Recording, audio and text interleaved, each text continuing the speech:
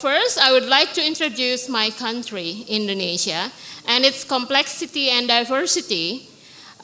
Indonesia has a staggering population of approximately 281 million people, making it the fourth most populous country in the world. The country comprises of 17,000 islands and 38 provinces. Cultural diversity-wise, Indonesia is a home to more than 1,300 distinct ethnicities.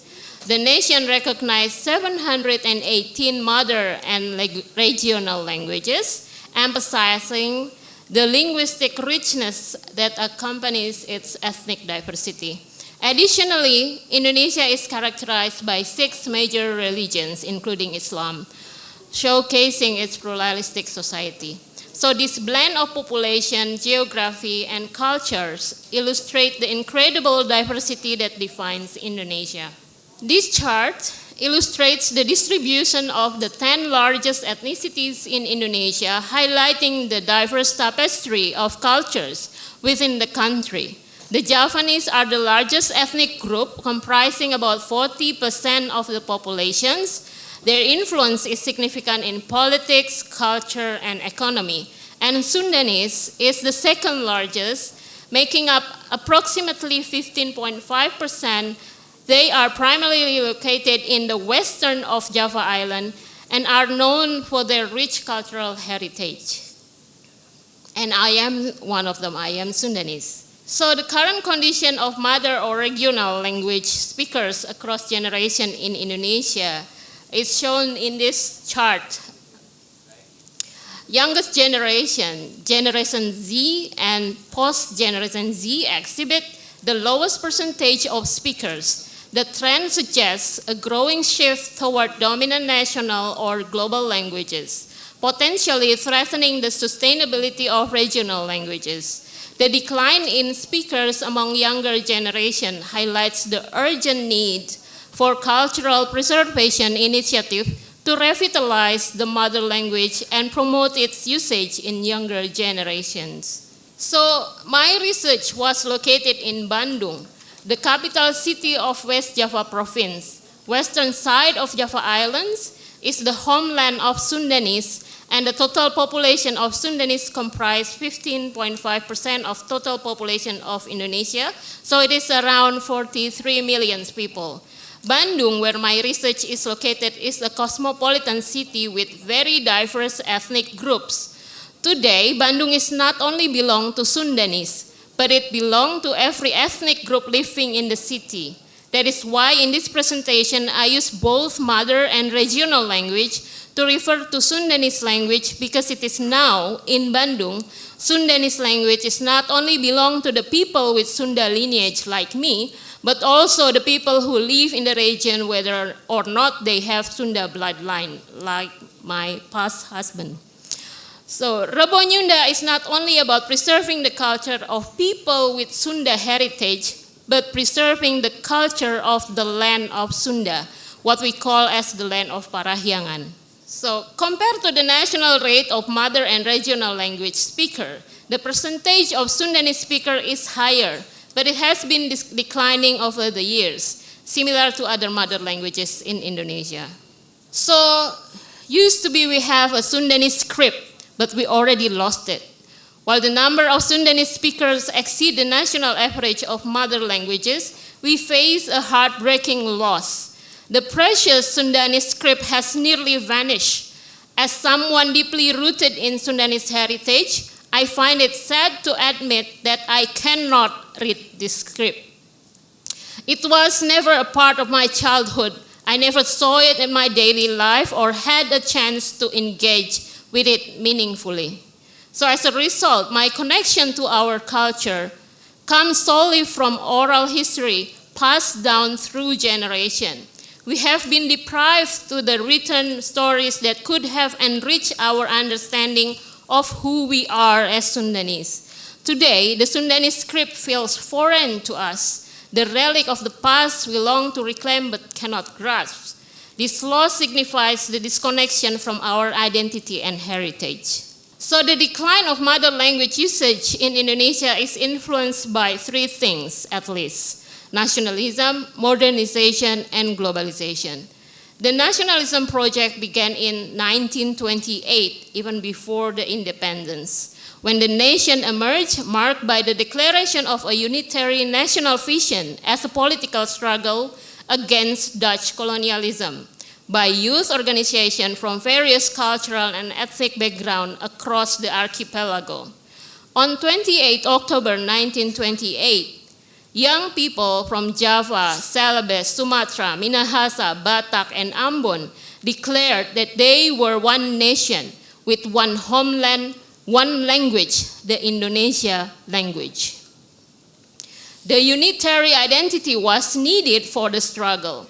After independence in 1945, the making of Indonesian identity was intensified by the anti-colonial policy adopted by the President Sukarno, our first president.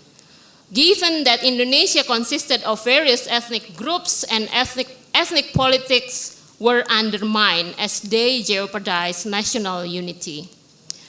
The discourse of Bhinneka Tunggal Ika, or unity in diversity, was strongly internalized by Indonesians through various superficial means such as carnivals of cultural traditional costumes and songs.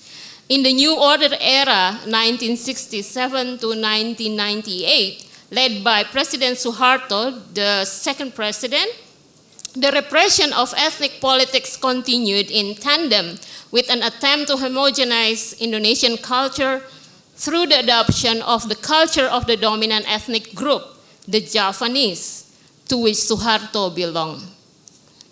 Javanese became the national culture. The process was known as Javanization. Javanization involved the use of Javanese proverbs, terms, and symbols in the state ideology and formal institution, as well as the adoption of traditional Javanese dress as the national costume. Now, modernization. Jakarta, the capital city, is a symbol of development. Language use in Jakarta, which is Indonesian, is associated with education, literacy, modernity, the elite group, the urban community, and social mobility. This perception has eroded local pride. People who still use their mother language feel backward, and thus they don't feel proud using their own mother language. And I found it in my research as well, and I quote one of the interview quote there at the bottom. So globalization has also played a significant role in the decline of mother language. The rapid exchange of information and advancement in internet technology had made international interaction easier, fostering a sense of global citizenship that prioritized English mastery. As a result, many families now prioritize English over their mother language. So after the fall of Suharto in 1998, we witnessed a significant shift in Indonesia, a celebration of cultural diversity and local identities that had long been suppressed. This newfound appreciation of our rich tapestry of culture marked a turning point into our national consciousness. Since 2012, Indonesia has embraced the concept of preserving local culture as an integral part of our identity. The cultural revitalization movement began before 2012. It gained momentum under the leadership of Joko Widodo, who served as the governor of Jakarta from 2012 to 2014 and was our seventh president. He introduced the compulsory wearing of traditional dress on specific days, instructing government officials in Jakarta to wear Betawi traditional attire every Wednesday. This initiative inspired many other leaders, both local and national, to follow suit, making traditional dress a requirement for government officials, school students, and even kindergarten children. In West Java, the tradition of wearing traditional dress on Wednesday is known as Rebo Nyunda.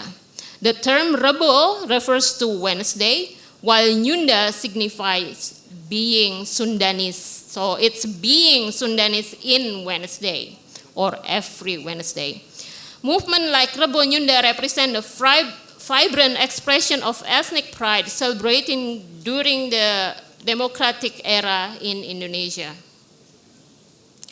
So in 2019, my colleague and I did a research on Rebo Nyunda, exploring how it was done in schools, particularly in kindergarten. Today, I will share how teachers give meaning to Rebo Nyunda and to what extent the teacher understand the role of Sundanese language in building Sundanese identity. We did focus group discussion with 10 teachers from 2 different public kindergarten. So this is what we found. The teacher understand that Rebo Nyunda could restore Sundanese values on children. Wita, a teacher, realized that there had been a change in children's etiquette, such as in the manner in which they talk to and behave in front of an older person and their peer group.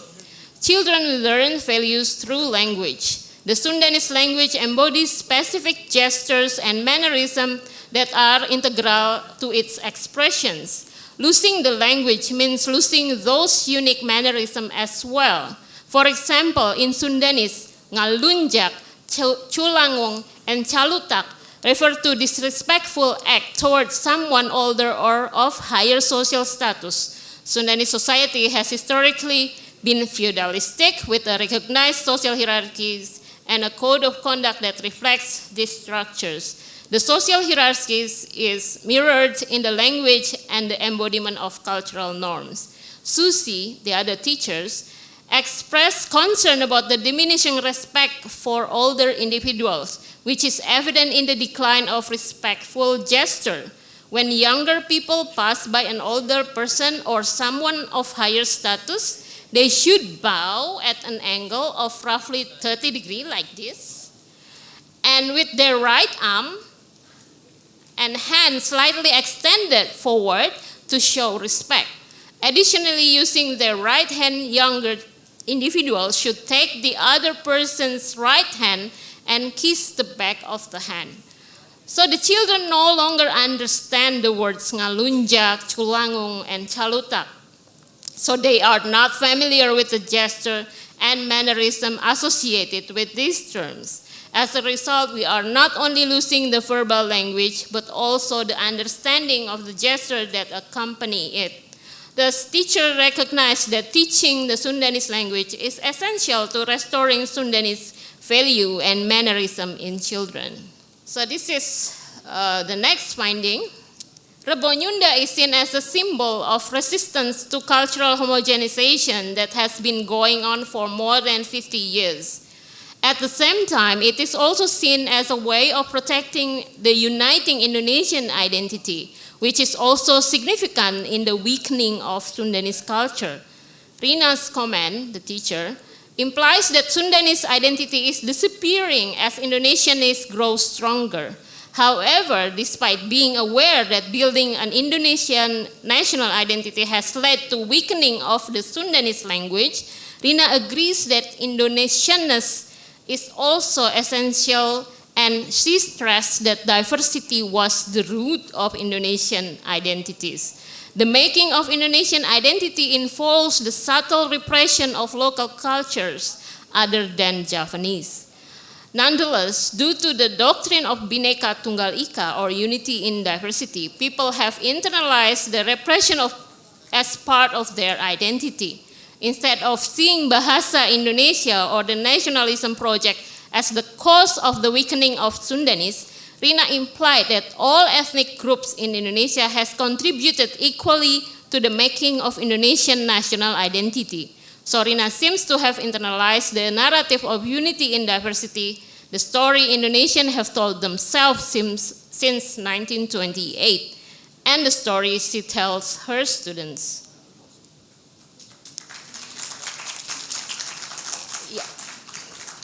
Teachers also see Rebo Nyunda not just as means of protecting the Sundanese culture, but also of adapting the culture. The Sundanese and other ethnicities in Indonesia experience layers of domination. The Sundanese were not only colonized by the Dutch, but also by the Javanese and Indonesians. Thus, the Sundanese feeling of inferiority is not only aimed at Western culture, but also against Javanese and Indonesian. All the teachers in this study agree that the feeling of inferiority need addressing. They think ECE, or Early Childhood Education Center, like kindergarten, is the correct field in which to do that. In this sense, the teacher perceives kindergarten as a site for disengaging with the subconscious colonial knowledge. The teacher emphasized the need to build a sense of pride in being Sundanese. Some of the teachers agree that building pride can be done by eliminating negative stereotypes about the Sundanese. Dewi, a teacher, suggested they modified the folk tales and eliminate the slyness in the stories. They should emphasize positive values rather than negative ones. The awareness of the negative sides of Sundanese culture showed that the teachers were actually capable of being critical toward their own culture. And Rebo Nyunda is not only an opportunity to revive Sundanese culture, but also to revise it.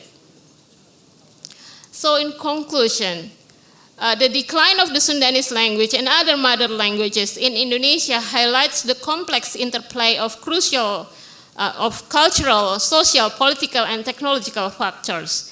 As we face the challenges posed by nationalism, globalization, and modernization, it becomes evident that losing our native languages also means losing the unique manner, the unique gesture, and the values, of course, that are integral to our cultural identities. The revitalization efforts such as Rebo Nyunda serve as vital steps towards preserving these languages and the rich heritage they embody. It is crucial for educators and families to recognize the importance of teaching and maintaining the Sundanese language, not only to foster communication, but also to instill respect and understanding in our cultural norms in future generations. By valuing and promoting our mother languages, we can ensure that the richness of our identities endures, allowing us to celebrate our diverse cultural heritage in an increasingly globalized world. Thank you so much.